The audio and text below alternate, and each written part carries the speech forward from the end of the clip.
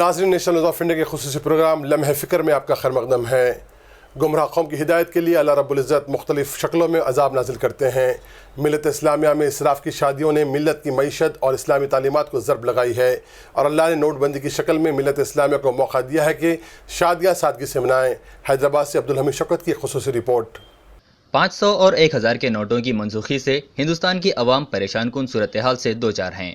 Note بندی کے فیصلے سے نہ صرف روزی روٹی اور روزمرہ کی ضروریات پورا کرنا مشکل ہو گیا ہے، وہیں شادی بیاہ اور کفن دفن کے انتظامات بھی ناممکن ہو گئے ہیں، جس کی وجہ سے ملک کے مختلف مقامات پر درجنوں شادیاں یا تو منسوخ ہو گئی ہیں یا پھر انہیں مؤخر کرنا پڑا۔ ان تمام حالات سے قطع نظر اگر اسلامی تعلیمات پر نظر ڈالی جائے تو موجودہ صورتحال میں بھی شادی بیاہ تقریب کوئی مسئلہ نہیں ہے، کیونکہ اسلام نے شادی انتہائی سادگی سے اور سہل انداز میں کرنے کی تعلیم دی ہے۔ لیکن سماجی رتبے کو برقرار رکھنے کے چکر میں امت مسلمہ نے ان تعلیمات کو فراموش کر کے شادی بیاہ تقاریب میں فضول خرچی اور اسراف کو اپنی شان کا ذریعہ بنا لیا ہے، جس کے نتیجے میں شادیاں انتہائی مشکل ہو گئی ہیں اور معاشرے میں غیر شادی شدہ نوجوانوں کی تعداد میں اضافہ ہوتا جا رہا ہے اور نئی نئی برائیاں جنم لے رہی ہیں۔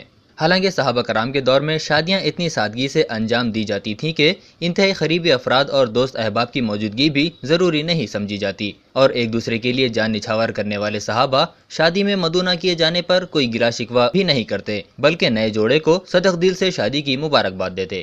اسی طرح اب مسلمانوں کو نوٹ بندی کی شکل میں ایک موقع ملا ہے کہ وہ بیجا اسراف کو ترک کرتے ہوئے سادگی سے شادیاں کریں۔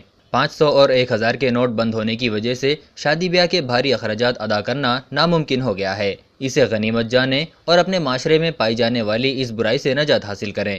مسلمانوں کو چاہیے کہ وہ بیجا اسراف اور بوجھ بننے والے اخراجات سے بچتے ہوئے مساجد میں نکاح کروائیں، اور جہیز، گھوڑے جوڑے و دیگر رسومات سے گریز کریں اور ہم اقسام کے پکوان کے بجائے یا کسی سادہ ڈش کے ساتھ مہمانوں کی خاطر تواضع کریں۔ اس سے نہ صرف موجودہ حالات کے مطابق بغیر کسی بھاری رقم اور مشکل کے شادیاں انجام پائیں گی، بلکہ سنت محمدی کو زندہ کرنے کا موقع ملے گا، اور اللہ و رسول صلی اللہ علیہ وسلم کی خوشنودی بھی حاصل ہوگی۔ اور بہتر یہ ہوگا کہ مسجد میں نکاح، گھر سے وداعی ترجیحاً، ایک کھانا ایک میٹھا مجبوراً کے فارمولے کو اپنایا جائے، تو نوجوانوں کے لیے شادیاں جو چیلنج اور بزرگوں کے لیے بوجھ بن گئی ہیں وہ آسان ہو جائیں گی۔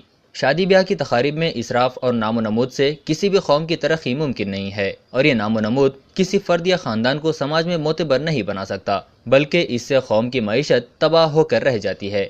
لیکن مسلمان اس حقیقت کو سمجھنے کے باوجود بھی اسے سنجیدگی سے لینے میں پہلو تہی سے کام لیتے ہیں۔ اگر سماج میں سرخرو ہونا ہے تو تعلیمی، صنعتی اور تجارتی سرگرمیوں میں بڑھ چڑھ کر حصہ لیں، اور ملت اسلامیہ کے دیگر افراد کا تعاون کرتے ہوئے قوم کی تعمیر نو کی بنیاد ڈالیں۔